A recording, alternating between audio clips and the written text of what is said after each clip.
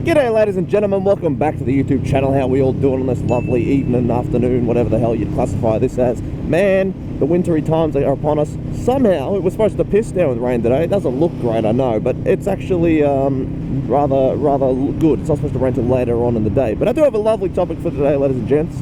It's going to challenge the egos of some of you guys, I know that much. Probably not so much my regular viewers, but the ones who just stumble upon this video aren't going to be too happy.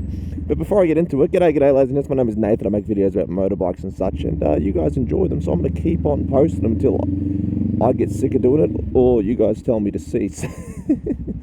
But without further ado, let's get into today's topic, because it's controversial to some, not all with brains, but some, you know what I mean? So, ladies and gentlemen, how much power do you need for a comfortable and well-made street bike?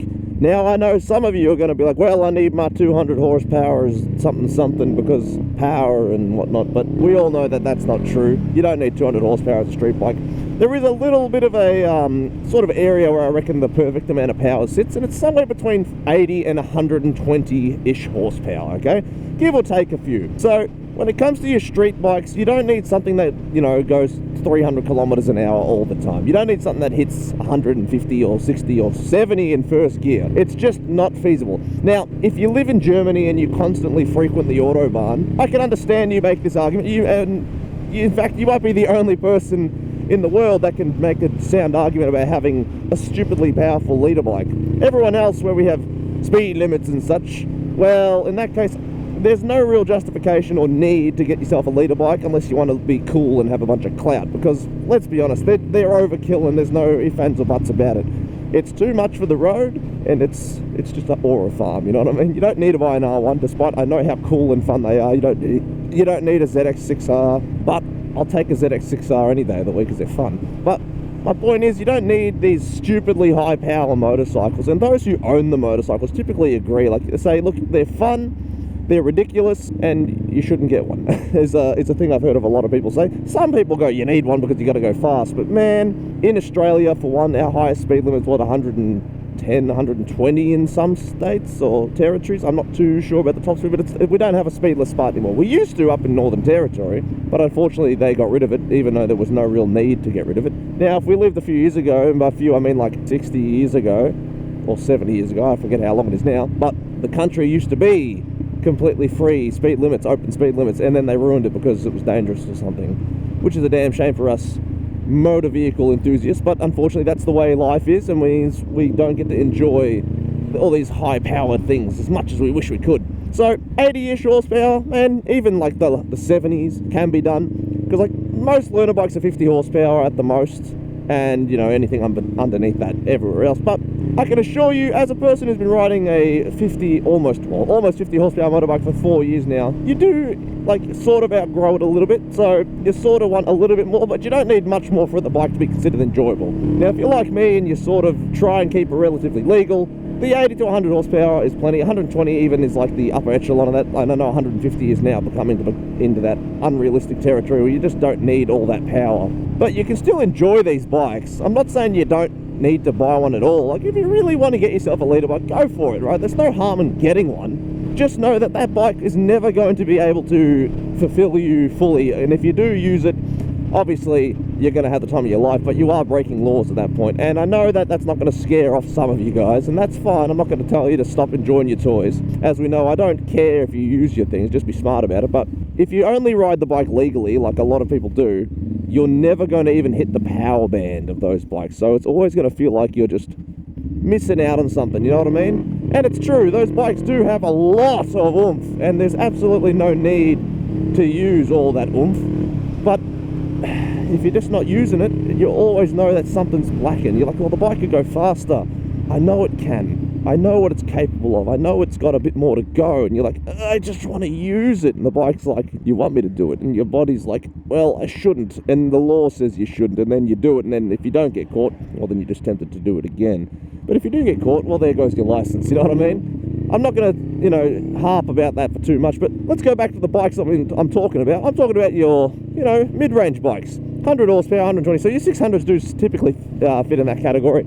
Your R660s, your R6s, Not that you can get a brand new R6 anymore. The ZX6Rs, man, even the new ZX4Rs would be great street bikes. But all those bikes in that category, in fact, the new Panigale V2 and Street Fighter V2 actually fit into this category fantastically, and everyone was really upset that they got rid of the old, bigger engine that made 155 horsepower. The thing is, that engine was very, very rev happy. This new one's a bit more torquey, so it's a lot more fun to use on the road. Remember, guys, I know people like to, you know, shit on these torquier engines. Having more torque just means you're going to enjoy the bike more legally, because when you do this, you're going to feel that bike sort of rip away from you, as opposed to having to wind it up. So, put it in perspective, you give yourself, say, any 600cc sports bike, okay, and then you swap that with, like, the KTM RC8, the V-twin. Yes, I know they make a little bit more power in the RCS with that V-twin. Oh, my boys and girls, that thing, when it accelerates, it just takes off. And the 600s sort of go, and then they hit their power, you know what I mean? Like, they're not that much faster up until like 80 Ks until after that. So that's when they hit that power. And I get it. If you're tracking a bike, you want a bike that's horsepower focused. Don't need all that, you know, low end power. You need that top end power. But if you're going to be riding like how I do it, and you find yourself riding more legally, you don't need anything more than 100 horsepower, all right? You can go up to 120 or a little bit more. That's fine. I'm just saying, the more you get, the less enjoyable the bike tends to become, because if you're only doing short little accelerations, yes, you'll enjoy it, but eventually you're going to start getting tempted to really start pushing that motorcycle, dude. And it's when you start pushing the bike to a unholy amount is when you start getting comfortable on said motorcycle. That's when you're going to start making stupid decisions. And I don't want to see any of you guys be like, well, for one, I'm now breaking the law everywhere I go, and two, well, if I just want to go a bit faster, I want to see just how fast this thing can go, you know what I mean? Because one day that's going to catch up with you and you're going to have a bad accident, and it's just not exactly ideal. I'd say you don't really want to have that happen to you, because look, I love speed and power as much as the next guy, but speed and power has a problem, and that's that it's addicting. Whereas if you get yourself a nice mid-range bike, you still get that rush, all right? People talk like they're slow. Sure, they're slow in compared to, you know, rocket ships, but they're not slow in terms of, you know, vehicles on the road. And you still get to enjoy that high-speed acceleration that these bikes like the Rebel 500 just don't give you. And you get to enjoy the pull. It sort of slows down when it gets to the illegal stage. I know they still hit like 200 pretty comfortably, but like the point is they don't keep going after that. So it's like an MT-09 only has 117.5 horsepower, something like that. Sure, it pulls, it gets to illegal very quickly, but it sort of dies down pretty quickly after that, so you get to enjoy all that power. Yes, you can still break the law comfortably. You can still break the law comfortably on a Rebel 500. That's not my point. The point is, you want to be able to enjoy it to its maximum potential, and if you get yourself something like an MT-09, even the MT-07, you can do that, and it's still fun, because it still pulls like a freight train. It still pulls like an R1 up to 100 kilometers an hour or 60 miles an hour. But after that is when you start to notice the difference. But if you're only planning to ride in a legal manner with a little bit of spirited riding in there, believe you me, it's more fun to ride these smaller bikes slower.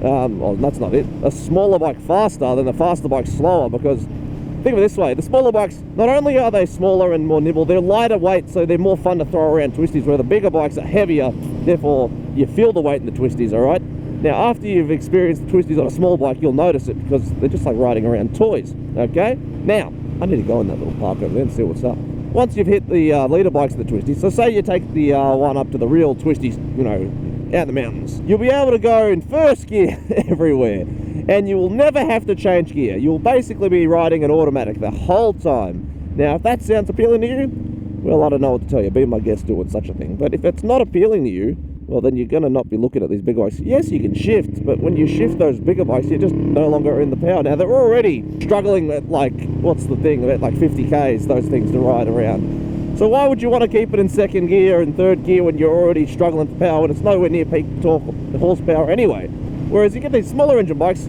you ride at 60, 70 Ks, you're going to need to shift to second gear, and that's where the next bit of power is. So you sort of have to enjoy it a little bit more. Now, if you get it something even smaller, like the old MC22s or MC19 Honda Fireblades, or Baby Blades as we call them, the CBR 250Rs, what do you need to do with them?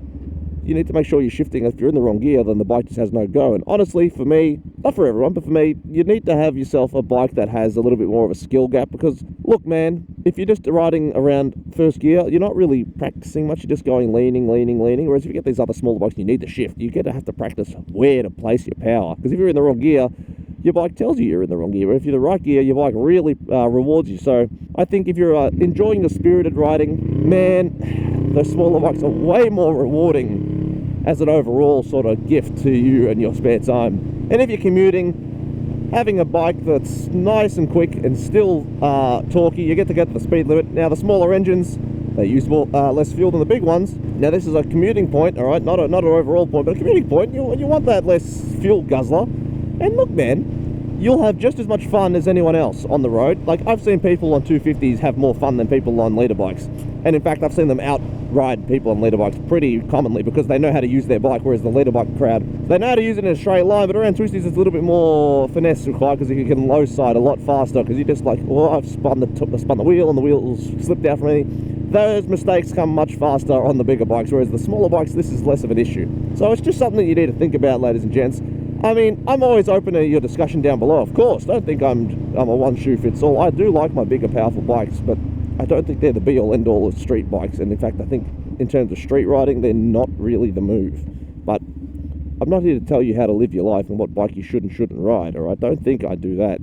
I want you guys to tell me what you ride down below and how you ride and what your thoughts on my opinions are on this topic, because I am open to discussion, ladies and gents. I don't like how people have the one opinion and say that's the right opinion. I'm happy to learn and see your perspectives as well. And if you want to get into more of a discussion, hop in the Discord. The link is in the description. As always, you're always welcome in there. Just, don't be an asshole. But dude, 120 horsepower at the upper end, 80 horsepower on the lower end. You still get to go to the speed limit rocket fast. You'll still be faster than everything else on the road about 95% of the time. And if you want, like, most bikes will beat most cars up until a certain point. So what are you really losing out in that regard? Because you don't need to go Mark Jesus everywhere all of the time. But if you that's what you want to do, I ain't gonna tell you otherwise, man. You can do what you want. It's a free country and whatnot. But that's my opinions and topics for the day, ladies and gents. I do hope you enjoyed today's video. I mean, don't mean to incite any hostility to other riders and whatnot. I just like riding, but I'm just saying, man, having too much power is sometimes detrimental. You don't always need ridiculous amounts of oomph. Sometimes you want to have just a little amount of oomph. Sometimes you just want a crap load of torque. Sometimes you want a bit less torque. Sometimes you want a bit more horsepower. And that's just it, man. I think this is a dead end. I just want to come down and confirm. Yeah, it is. But man, that's just it. Just enjoy yourself, all right? Get yourself a bike you can enjoy comfortably. Oh, if I was one of those YouTubers, I would happily go down this little thing here, but I don't know where that one even goes. Ugh. But yeah, just enjoy yourself, man. Have a good time. Try and keep it relatively legal. And yeah, take it easy. Keep it cheesy. Let me know down below, and peace. Bye.